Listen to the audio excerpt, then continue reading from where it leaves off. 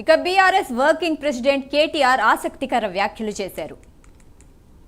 తమకు ఢిల్లీలో ఎవరు బాస్లు లేరని, తెలంగాణ ప్రజలే తమ బాస్లని చెప్పారు. ఉపరాష్ట్రపతి అభ్యర్థి విషయంలో ఇంతవరకు ఏ పార్టీ నేతలు తమను సంప్రదించలేదు అని అన్నారు. రేవంత్ రెడ్డి మద్దతు ఇచ్చిన వారికి తాము మద్దతిచ్చే ప్రసక్తే లేదన్నారు.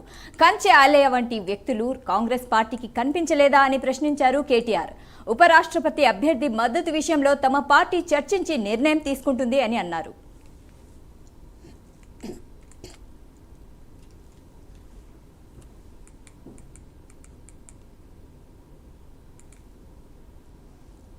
ఆయన రేవంత్ రెడ్డి గారు పెట్టిన అభ్యర్థి అయితే ఖచ్చితంగా మేము వ్యతిరేకిస్తాం. ఎందుకంటే కాంగ్రెస్ అనే ఒక చిల్లర పార్టీ, కాంగ్రెస్ అనే ఒక థర్డ్ క్లాస్ పార్టీ ఇవాళ రాష్ట్రంలో ప్రజలని ఎంత అరిగోసబుచ్చుకుంటున్నదో రాష్ట్ర ప్రజలందరికీ తెలుసు.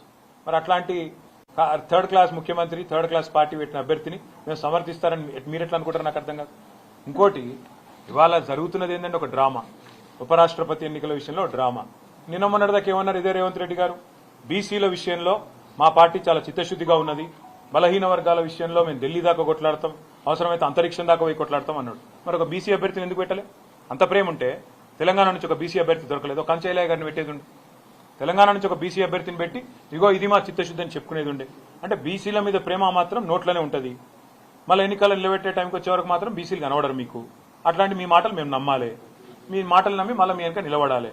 నేను అడుగుతానమ్మా, మీరేమైనా మెహర్బాన్ చేస్తుండ్రా? మాకు మేము సర్వస్వతంత్రమైన పార్టీ, మేము డెఫినెట్గా ఎన్డీఏలో లేము, ఇండియాలో లేము. మేము మా మోడీ మా బాస్ కాదు, రాహుల్ గాంధీ మా బాస్ కాదు, తెలంగాణ ప్రజలు మా బాసులు. వాళ్ళ ఆలోచనకు అనుగుణంగా, వాళ్ళ అభిప్రాయానికి అనుగుణంగా మన నిర్ణయం ఉంటుంది. ఇక్కడ ఒకటి మాత్రం వాస్తవం, రెండు పార్టీలు దొందు దొండేనండి. కాంగ్రెస్ బీజేపీ రెండు కూడా దొందు దొందే. తెలంగాణను ఇద్దరు కూడా ముంచినోళ్లే. 11 ఏళ్లు బీజేపీ ఏం చేయలే, 2 సంవత్సరాలకు 20 నెలలుగా కాంగ్రెస్ ఏమీ చేయలే, ఇచ్చిన ఒక్క మాట నిలబెట్టుకోలే. ఆ ఇద్దరు అభ్యర్థులను మేము అంత సీరియస్ గా తీసుకోవాల్సిన అభిప్రాయం ఆలోచన ఉంటుందని నేనైతే వ్యక్తిగతంగా అనుకోను. కానీ పార్టీగా, ఎందుకంటే నా ఒక్కడ అభిప్రాయం పార్టీ అభిప్రాయం కాదు, పార్టీగా మేము కూర్చుని ఆలోచించి డెఫినెట్ గా మా ఎమ్మెల్యేలు ఉన్నారు, మా ఎంపీలు ఉన్నారు, మా ఎమ్మెల్సీలు ఉన్నారు, మా ఇన్ఛార్జీలు ఉన్నారు, మా స్టేట్ కమిటీ ఉంది, అందరం అవసరమైతే పెద్దలు కేసీఆర్ గారితో మా అభిప్రాయం